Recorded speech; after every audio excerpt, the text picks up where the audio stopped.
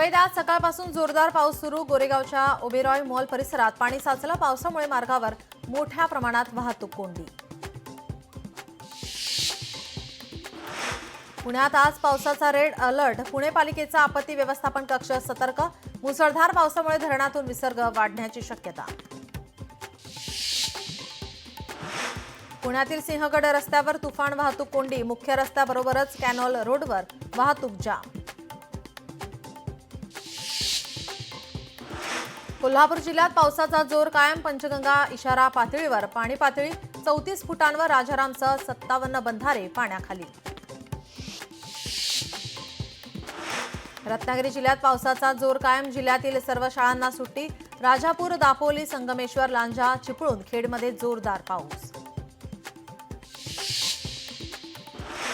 हिंगोलीत जोरदार पाऊस। पावसाने हिंगोली जिल्ह्यातील हजारो हेक्टरवरील पिके पाण्याखाली। सोयाबीन, कापूस, हळद पिकांचं प्रचंड नुकसान।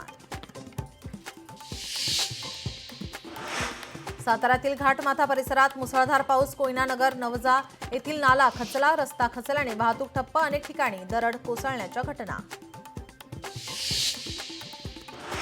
जालन्यातली परतूरच्या निम्न दुधना प्रकल्पाचे 6 दरवाजे उघडले। निम्न दुधना प्रकल्पात पाणी साठा 70%। दुधना नदीकाठच्या गावांना सतर्कतेचा इशारा।